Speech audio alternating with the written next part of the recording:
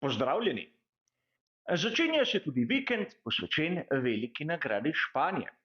In tudi tokrat si bomo, kot običajno v uvodnem prispevku, ogledali vse tiste zanimivosti ter značilnosti, še preden se bodo aktivnosti na sami progi pričele.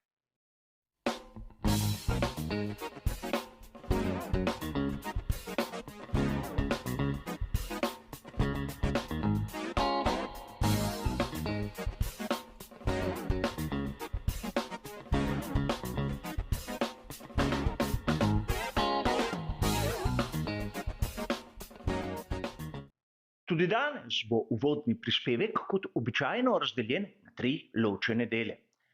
V prvem si bomo ogledali zanimivo dirko iz preteklosti.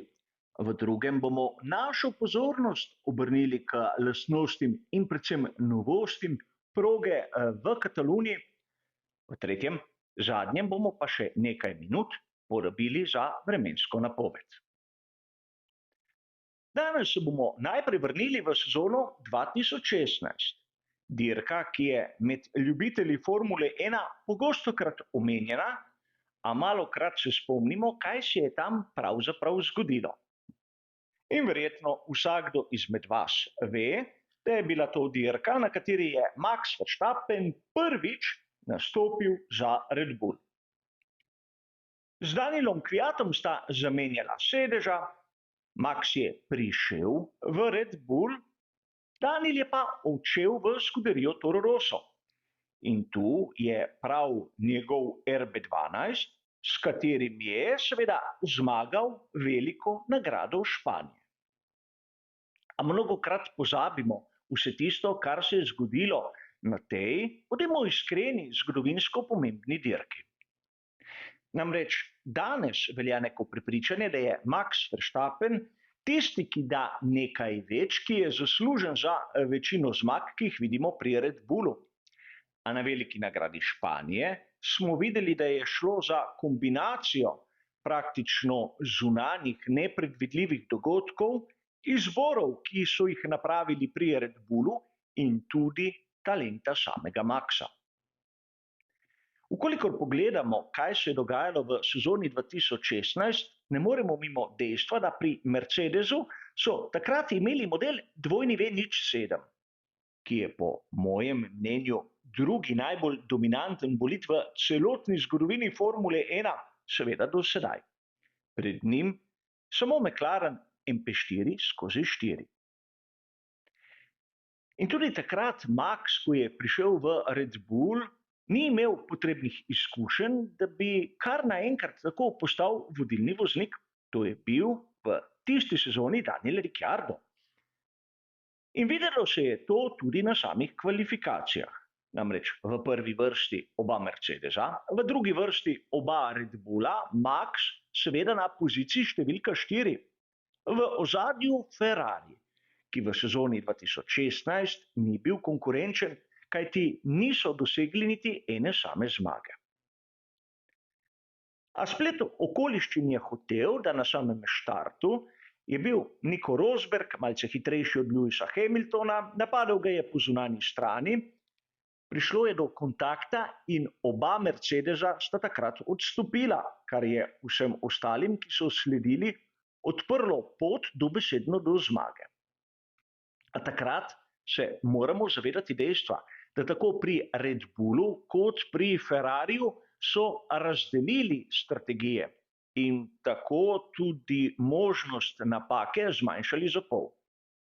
Prva voznika v obeh ekipah, torej Daniel Ricciardo in Sebastian Vettel, sta imela strategijo s 3 postanki. Druga voznika pa samo z 2 in govorimo o Maxu in seveda Kimiju Räikkönenu. A to so se pri obeh ekipah, lahko bi dejali, tudi malček ušteli. Strategija z 2 postankoma je bila bistveno boljša od one s 3.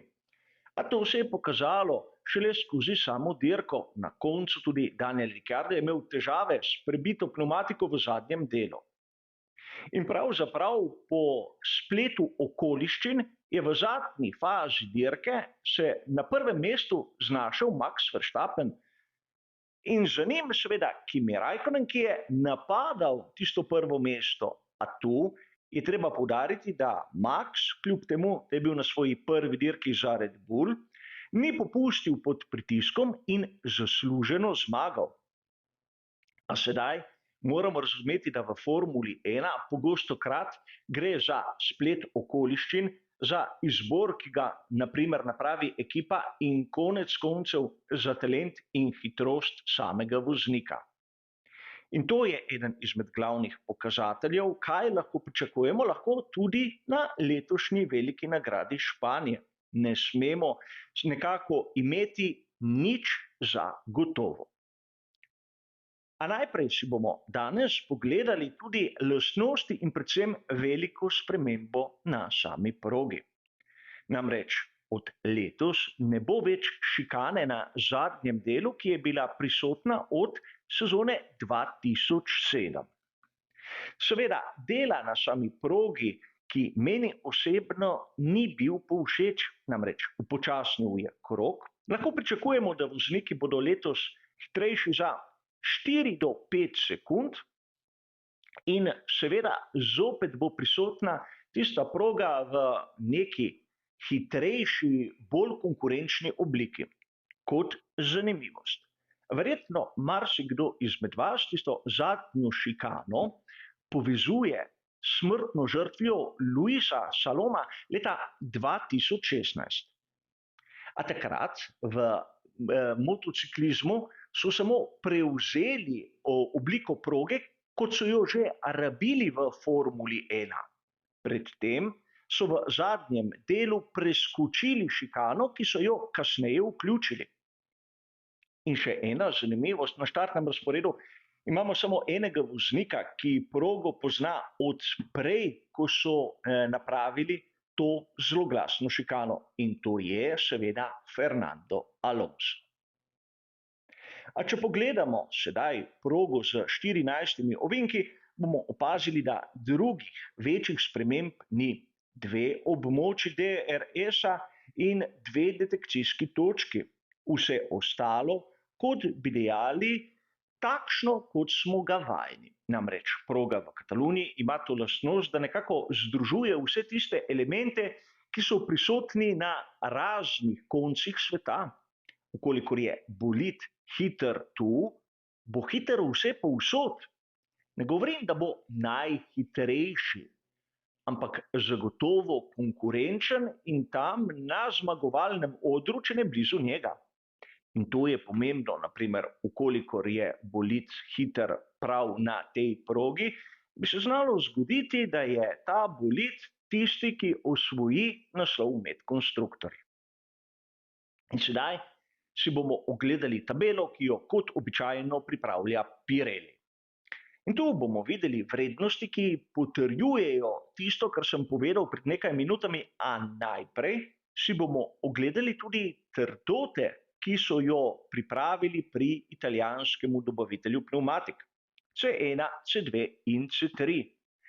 Na prvi pogled ista zadeva kot v lanski sezoni, ampak letošnja pnevmatika C1 ni enaka lanski.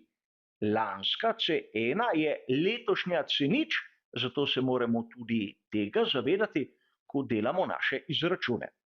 Poleg tega na prostih treningih bodo ekipe preizkušale tudi prototipe nove tipologije pnevmatik, ki bo na dirki nastopila na veliki nagradi Velike Britanije v Silverstonu. In tudi tega ne smemo pozabiti.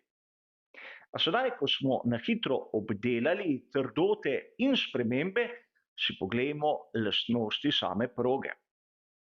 Kolikor pogledamo pospeševanje in zaviranje, bomo videli, da je tu vrednost povprečna. Namreč 3 je na polovici lestvice. Podobno kot vidimo tu z samim oprijemom asfalta in tisto evolucijo, kar je nekoliko razumljivo. A zanimivo je, da kar se tiče stresa pnevmatik in bočnih sil, imamo tu najvišjo vrednost, kar pa se tiče samega aerodinamičnega oprijema in obrabe, je tu vrednost v zgornji polovici ali 4. Torej, proga, ki je do pnevmatik izjemno zahtevna in seveda tudi v drugih elementih kaže, da vkolikor je bolid uravnotežen, da vkolikor nima nekih skritih hib, bo tu hiter. Poglejmo si še tlak, ki ga je predpisal Pirelli, ki je zopet, lahko bi dejali, normalen na prednjem paru koles 23 funtov na kvadratni palec, na zadnjem paru koles pa 20 funtov na kvadratni palec. Vidimo tisto normalno vrednost, tudi normalno razliko med prednjim in zadnjim parom. Za razliko od onega, kar smo videli v Monaku, previsni kot tudi tu zmanjšan, kar je logično. Na prednjem paru koles 3 stopinje in 1/4, na zadnjem paru koles pa stopinja in 3/4. Seveda vrednosti, ki lahko na prvi pogled ne povedo nič, ampak tu, predvsem s spremembami na zadnjem paru koles, se lahko doseže, da bodo bolidi skozi ovinek z zadkom prej drseli. Ukolikor bi ta previsni kot povečali, bi se zgodilo, da bi bolid lepše zavil, tako bo pa lepše zdrsnil. A na koncu še vremenska napoved, ki je tokrat malce bolj dvomljiva. Različni viri pravijo različne podatke. Zato sem se nekako osredotočil na tisto, kar so objavile razne ekipe Formule 1. V petek in soboto kaže na sončno vreme z mirnim vetrom in temperaturo med 15 in 24 stopinjami Celzija.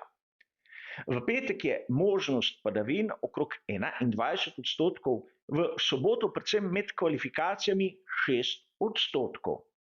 Torej, izjemno nizka verjetnost, da bomo videli mokre kvalifikacije, čeprav drugi napovedujejo v soboto dež. A po napovedih raznih ekip zna malce bolj padati v nedeljo.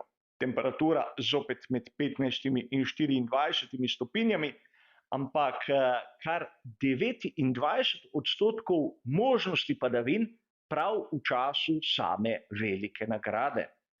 Kar pomeni, da tudi tu, čeprav je verjetnost manjša, bomo lahko videli med samo dirko kakšno kapljo, kakšno ploho, kakšen krajši naliv.